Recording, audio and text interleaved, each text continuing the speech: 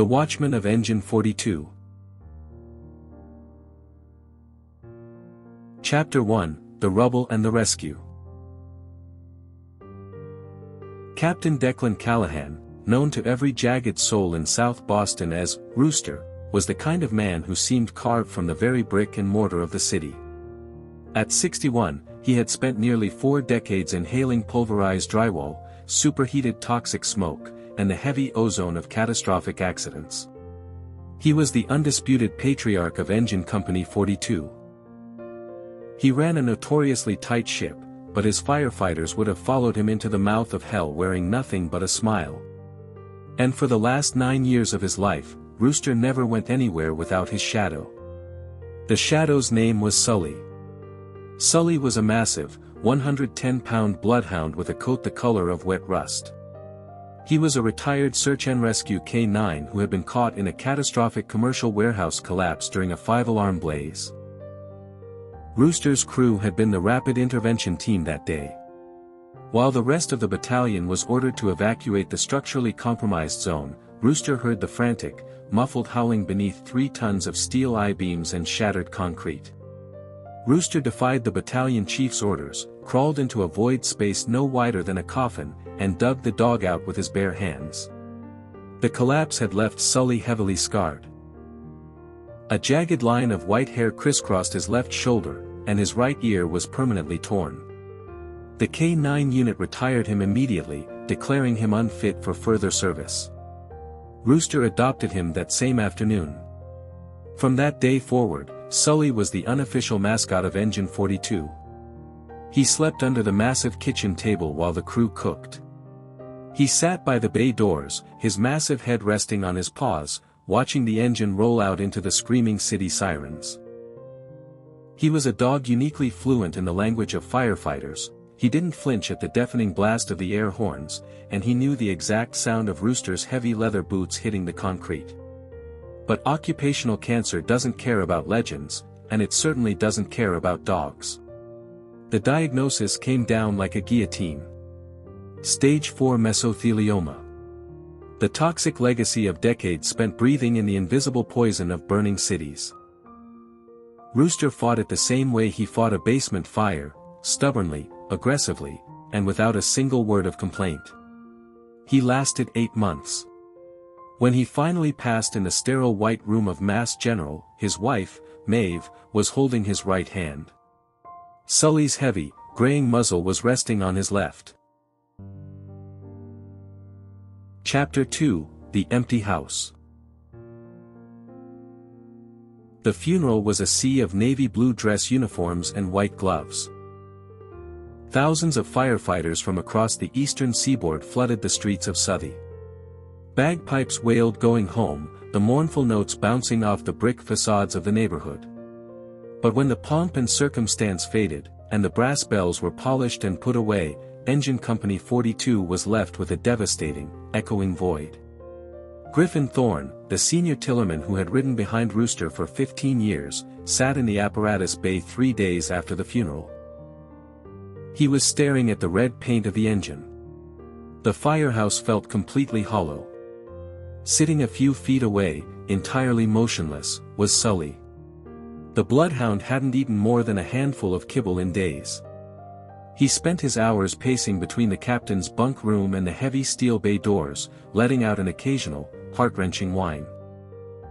"We gotta figure out what to do with him," Griff, muttered Jada Washington, a fiercely tough paramedic whose eyes were currently rimmed red with exhaustion and grief. "He's wasting away. He's looking for a ghost." "Maeve can't take him," Griffin replied quietly, his voice raspy. "She's moving to a condo in Florida to be with her sister. They don't allow dogs over 40 pounds. Plus, looking at Sully breaks her heart. He looks too much like Rooster." Before Jada could reply, the heavy side door of the firehouse swung open. Maeve Callahan walked in.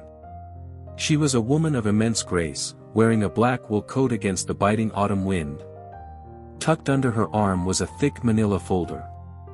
The entire crew, all 12 members of the shift, immediately stood up, offering chairs and hushed condolences. "Sit down," boys. You too, Jada, Maeve said, offering a faint, fragile smile. She set the folder down on the scarred wooden surface of the kitchen table. Sully immediately walked over, pressing his heavy head against her thigh. She buried her hand in his loose, wrinkled skin, her eyes shining with unshed tears. Declan's lawyer finalized the will this morning, Maeve said, her voice trembling slightly before finding its footing. Most of it is standard. But he left a specific annex regarding Sully. The crew leaned in. Maeve opened the folder. Declan loved this dog more than he loved most people. But he knew I couldn't take him to the condo. And he knew that giving him to a stranger would kill the poor hound faster than the heartbreak. She pulled out a handwritten letter, penned on official Engine 42 stationery. The handwriting was unmistakably Rooster's, sharp, jagged, and aggressive. He wrote this for you, Maeve said, looking around the table at the 12 firefighters. She cleared her throat and began to read. To the misfits of Engine 42. If you're reading this, the cancer finally won the arm wrestling match. Don't mope around. Clean the rig. Check the air packs. Do your jobs. I am leaving Sully to the house. But he is an old man now. His joints ache, and he's inhaled enough diesel exhaust for one lifetime. He's earned a quiet couch to sleep on for his final years. But Sully is a stubborn bastard, just like me. He needs to pick whose couch it is. Here are my final orders as your captain. Tomorrow morning at 0800 hours, I want all 12 of you to put on your full turnout gear. Boots, bunker pants, coats, the whole 9 yards. Line up on the apparatus floor. Have Jada bring Sully out off the leash. Let him walk the line. Whichever one of you he sits next to, that's who he goes home with. You feed him the expensive salmon kibble, and you don't let him chew on my old boots. If he won't pick, keep him safe. Dismissed. Silence descended on the kitchen. Griffin wiped his eyes with the back of a calloused hand. Jada looked down at the table, her jaw clenched tight. He wants us to line up. Griffin choked out. Full gear, Maeve nodded, a tear finally escaping and tracking down her cheek. You know Declan. He never did anything without a theatrical flair. Chapter 3, The Lineup. At precisely 0745 hours the next morning, the bay doors of Engine Company 42 were closed, shutting out the bustling noise of the Boston streets. The air inside the massive garage smelled heavily of ozone, drying hoses, and the metallic tang of diesel. 12 firefighters stood shoulder to shoulder on the wet concrete. They were fully dressed in their heavy, soot-stained turnout gear. The thick yellow and reflective striping on their coats caught the harsh fluorescent light of the bay. They were a formidable line of men and women, forged in the crucible of urban firefighting. And every single one of them was crying. Griffin stood at the center of the line. His heart pounded against his ribs. He had a fenced-in backyard and a leather couch. He desperately wanted the dog. He wanted that last, living piece of Rooster. He glanced to his left. Jada was biting her lip so hard it was turning white, her eyes fixed straight ahead. She had already bought a massive orthopedic dog bed, just in case. Every person in that line was silently praying that the old Bloodhound would choose them. At exactly 0800 hours, Maeve opened the door to the captain's office. Sully walked out. He wasn't wearing a collar. He looked older today, his movements stiff, the white scars on his shoulder stark against his rust-colored fur. He paused at the edge of the apparatus bay, his incredibly sensitive nose twitching as he took in the scene. 12 firefighters in heavy gear. The smell of ash, sweat, and adrenaline. Go on, Sully, Maeve whispered, her voice echoing in the cavernous garage. Go pick. Sully slowly padded forward, his claws clicking rhythmically against the concrete. He approached the far left of the line. He stopped in front of Miller, a towering rescue specialist. Sully sniffed Miller's heavy, ash-stained gloves. He leaned forward, pressing his large, wrinkled forehead against Miller's knee. Miller let out a shattered sob, reaching down to scratch behind the dog's torn ear. But Sully didn't sit. He stepped back and moved to the next firefighter. He stopped at Jada. He sniffed her boots, recognizing the scent of the paramedic who always snuck him pieces of bacon after a brutal night shift. Jada dropped to one knee, wrapping her arms around his thick neck, burying her face in his fur. "Come home with me, buddy," she whispered desperately. Sully licked the salt from her tears. But then, he gently pulled away. He did not sit. He walked down the line. He greeted every single firefighter. He offered a moment of comfort, a brief acknowledgement of their shared grief, and a final, tactile goodbye to the hands that had petted him for 9 years. He reached Griffin. Griffin held his breath, his hands trembling at his sides. Sully looked up at him, those mournful, honey-brown eyes seemingly looking right through Griffin's soul. The dog let out a deep, heavy sigh, his jowls flapping slightly. He stepped back. He did not sit. Sully had walked the entire length of the 12-person line. He stood at the far end of the apparatus floor, looking back at the weeping crew. "He didn't pick," Griffin whispered, a wave of crushing disappointment washing over him. "He didn't pick any of us. What do we do?" Jada asked, her voice cracking. "Rooster said if he didn't pick." Before she could finish her sentence, Sully turned his back on the line of firefighters. Chapter 4, The Watchman. The Bloodhound walked away from the crew, his heavy paws carrying him purposefully across the bay floor.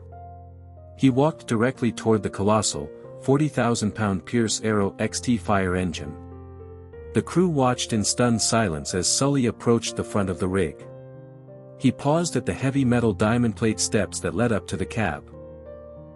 With a grunt of effort that betrayed his aging joints, the massive dog hauled himself up the first step. Then the second. He pushed his head through the open door of the cab and climbed inside.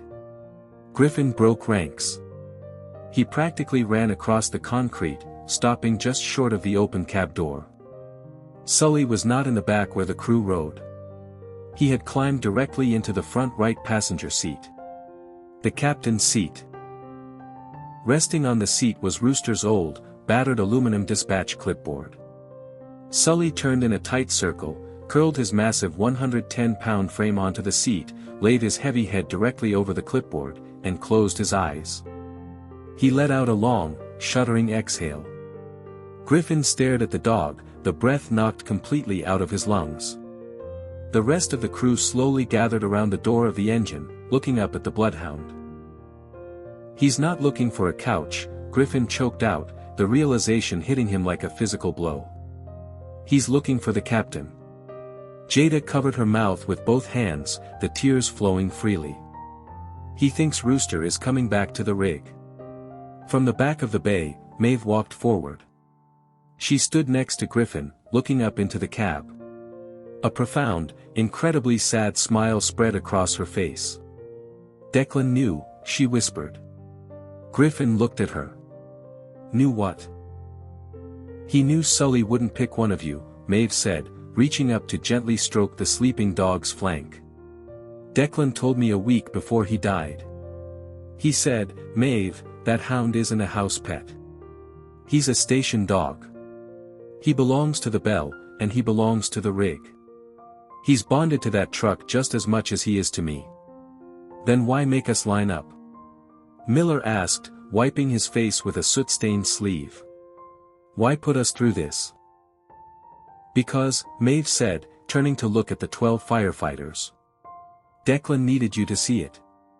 He needed you to realize that Sully doesn't belong to one person. He belongs to Engine 42. Declan's will said, if he won't pick, keep him safe. He was ordering you to keep him here." The crew looked back at the dog. Sully was already asleep, his chest rising and falling rhythmically on the captain's seat, entirely at peace for the first time in days. Chapter 5. The Station Dog. Firefighters are, by nature, problem solvers. When presented with a logistical challenge, they do not hesitate, they build. That very afternoon, the 12 members of Engine Company 42 convened a formal house meeting. They took a unanimous, official vote. Sully was no longer just the captain's dog, he was the legal, collective property of the shift. They pooled their money. Griffin, who moonlighted as a carpenter, spent his entire weekend off measuring the dimensions of the Pierce Arrow's cab. He ripped out the standard rigid upholstery of the captain's seat and custom-built a heavy-duty, impact-resistant platform. Jada sourced a military-grade, heated orthopedic mattress that was engineered to fit perfectly into Griffin's frame. They installed it directly into the front right seat of the fire engine. When the rig was parked in the bay, that seat belonged to Sully. They drafted a strict, uncompromising roster for his care. Every single member of the shift took ownership. Miller was in charge of his veterinary appointments. Jada managed his diet, ensuring he received the expensive joint supplements and salmon oil to ease his aging hips. Griffin took him for his long, slow walks around the block every evening. On the weekends, when the firehouse was quiet, they instituted a rotating, couch custody, schedule. But they quickly realized it wasn't necessary. Sully refused to leave the station. If Griffin tried to load him into his personal truck to take him home for a Sunday, Sully would simply lie down on the apparatus floor and turn into a 110-pound dead weight.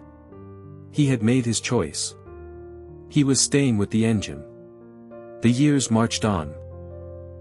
The pain of Rooster's passing slowly dulled from a sharp, agonizing stab into a heavy, respectful ache. New rookies transferred into the house, and the veterans made sure the first rule they learned was the rule of the front seat. You don't touch the dog's bed, and you don't sit in the captain's chair until the dog moves. Whenever the alarm tones dropped, shattering the silence of the firehouse, the crew would scramble to their gear. Sully, too old to ride out on the dangerous calls, would climb down from his heated bed, stand by the bay doors, and watch the massive red engine roar out into the city. He would wait there, steadfast and unmoving, until the truck returned. And when the engine finally backed into the bay, covered in soot and smelling of smoke, Sully would slowly walk over, climb up the diamond plate steps, and curl back into the captain's seat. He never asked for a quiet couch in the suburbs. He never wanted a fenced-in yard. He was a firefighter's dog, pulled from the rubble, fiercely loyal to the brotherhood that had saved him. He spent the rest of his days exactly where he wanted to be, keeping eternal, faithful watch over Captain Declan Callahan's empty seat, ensuring that the legacy of Engine 42 was never, ever forgotten. The end. Thank you for listening to today's narrative. If this story resonated with you, please hit that like button right now. It's the best way to help the channel grow. To never miss a release, subscribe to the Fiction feed and turn on notifications. See ya!